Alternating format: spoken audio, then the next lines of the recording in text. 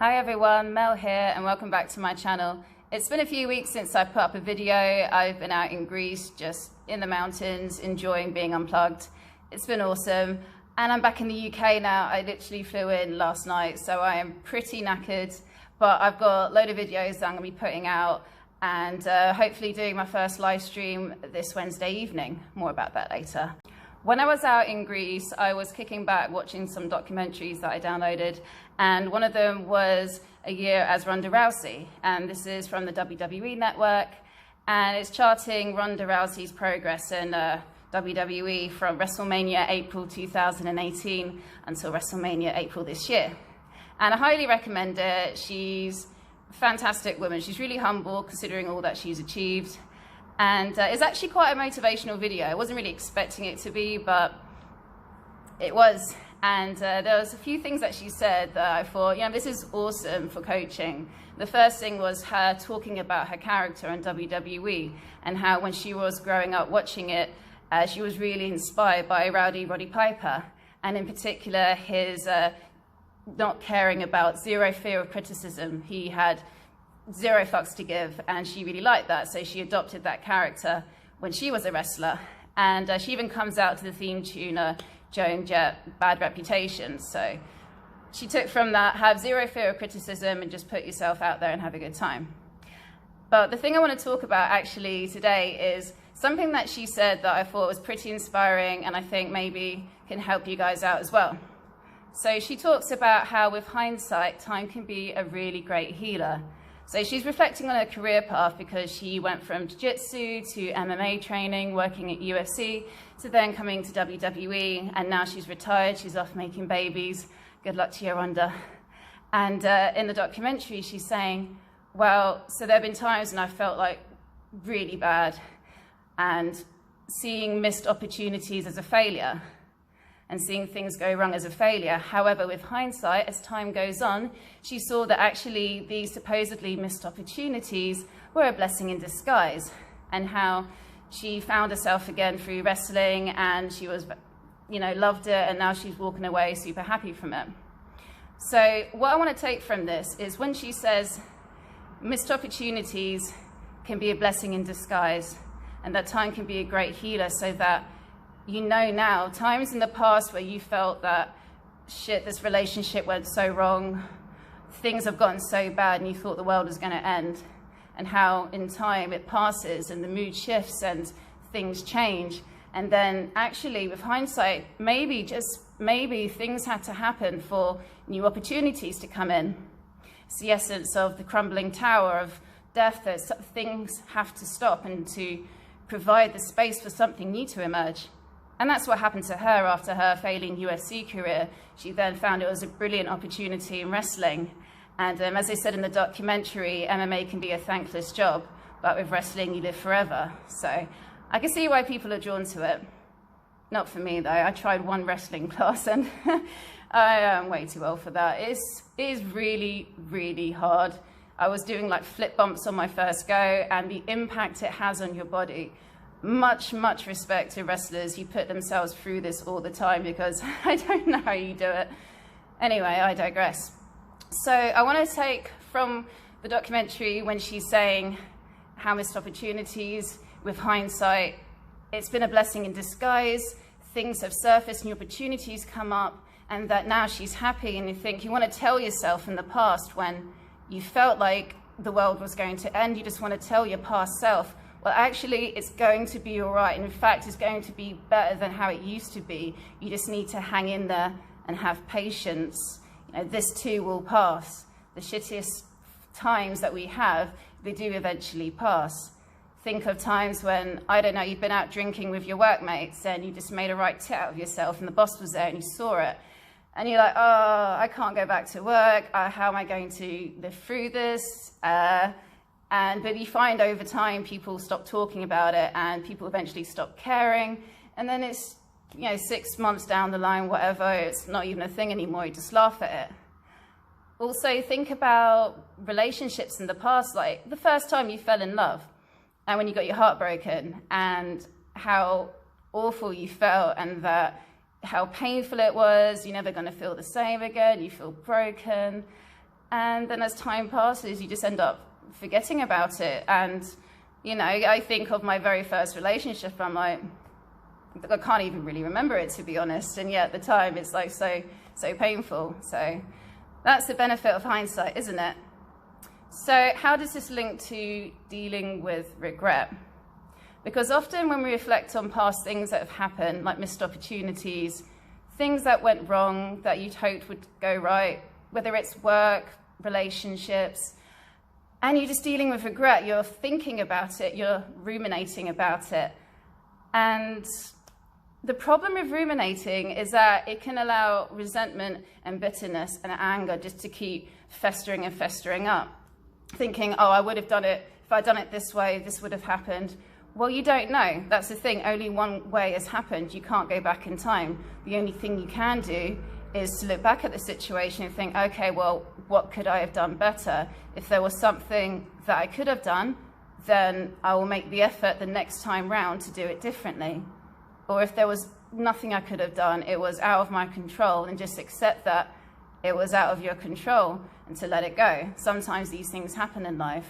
And a good way to deal with that, to let go of the regret, is to think, well, what are the opportunities in this moment? What are the hidden lessons? Because life's always throwing lessons at us. We're always being tested, aren't we? We want to improve in our personal power, overcome codependency, or whatever it is we want to overcome. We will always be tested. It's a lesson. And, you know, if you pass, then things get easier and you evolve more. And if you don't pass, it's not a problem. You'll just have to keep retaking the test.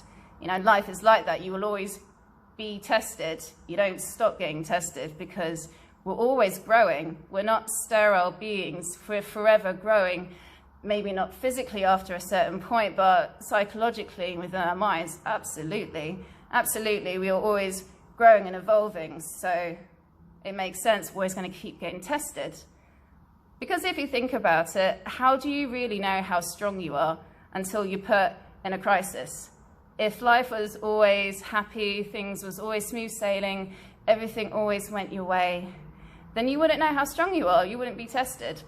You really find out how strong and resilient you are when you're tested and put in hot water. And when this happens, it can be really empowering. It boosts your confidence and your self-esteem, and you can actually emerge out of any crisis a stronger person from it. Sounds cliched, but absolutely true. But the trick really is okay, so it can seem daunting to think that life's always going to be throwing tests at you, but the trick is to shift your perspective about things. When you start to build your self-esteem by seeing challenging situations as an opportunity to test your inner resilience, then you start to actually enjoy the process.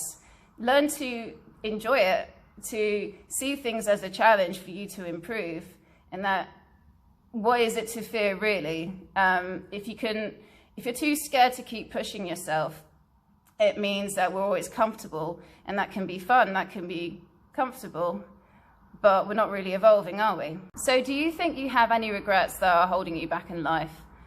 The thing about regrets is that we as humans, we like to ruminate about things.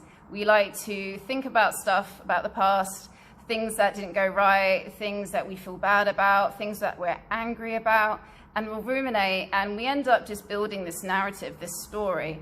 And the more that we give it energy, the more that it just festers. So whether that's you become more angry and bitter, or you end up just feeling worse and worse, and it turns inwards into disease, could even turn to depression.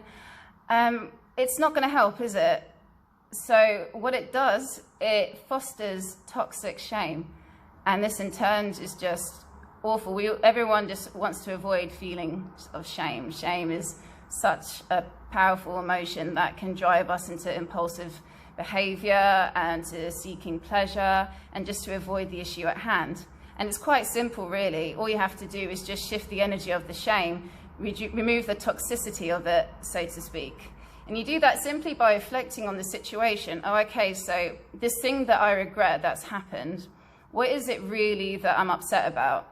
At the core of it, is it self-betrayal that I allowed this to happen, or I did something that I feel really bad about? And you have to look into the situation and think, okay, so what's the lesson that I can take from this? What are the opportunities present that I can take from this? So whether that's a chance for making reparation with someone, or whether it's simply from seeing this as a lesson to build your inner strength and to hold boundaries with people and to stop self-betraying. For example, if you felt like you were with a narcissistic ex-partner and they were using a lot of emotional blackmail and trying to guilt trip you into doing things, and you went along with it and you didn't really want to at the time, but you did, and you reflect upon it now, and it's just creates a lot of resentment and anger. This is a symptom that, is self-betrayal, when you've kept your mouth shut and not spoken your needs, what you actually wanted to say, but you went along with it. So when you shift toxic shame into what I like to call existential shame, it's shame as not speaking your inner truth and not being your higher self, not being authentic, basically, the person who you want to be. Instead, you've been living out as an adaptive being, which has essentially been set from early childhood and teenage years. You've learned to become this way, whether it's you've learned to be the pleaser and look after people in the family and put your needs aside to make everyone else happy so that it feels safe for you, because if they're happy, then you can relax. And it ends up getting replayed in future relationships. And that can create a lot of anger, because there are times when you're just saying, I wish I hadn't done that. Why did I let that happen? That's something that so many of my clients say, I'm angry at myself for letting it happen. Well, then you have to take from it, okay, see it as a really, really clear mirror of how you've been, and let this be a lesson. Okay, well, now I really need to study. I want to pass the next test, so I should study. And study is just saying, okay, so why am I letting this happen? Is this an echo of the past? Because the relationships we have are with our primary caregivers. That's mum, that's dad, that's close family members. They form a template for us for what's considered normal in a relationship. And so if we find ourselves in very dysfunctional relationships, you have to remember on some unconscious level that you've accepted this as normal behavior. So it's also a mirror of like, this person is triggering me to do this. Is this something that's happened in the past? Do I have this kind of relationship with a particular family member? And once you get insight about this, it's to finally make peace with yourself and to stop doing it. It's to make a choice to be more conscious and more mindful and to catch yourself when you are like this in relationships, and to stop betraying yourself. And it takes courage and it takes strength, but you have to get into the mindset of a warrior and actually stand up for yourself. Absolutely. This is why I'm drawn to warrior archetypes. Absolutely. You need this sense of personal power to remind yourself that actually your needs matter, and to stop putting yourself aside to make someone else happy. So when you can commit to living like that, then you can just let it go, make peace with the past, whatever past issue that you're angry about. The anger's not serving you. When you're festering, when you're in a state of anger and resentment, it lowers your energy, and you're going to attract what you put out.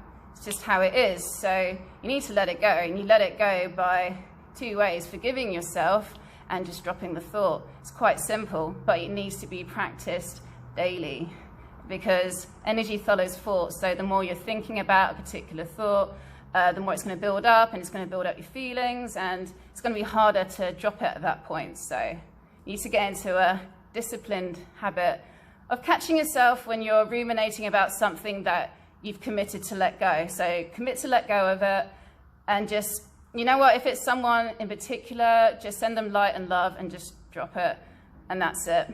And you'll be a happier person from it, because the more you're thinking about someone, the more tied to them, you just cut the tie, wish them well, and that's that. And it's a relief off your shoulders. It instantly raises your energy levels and makes things a lot easier. Right, I'm going to end that there, rambling on for a little bit.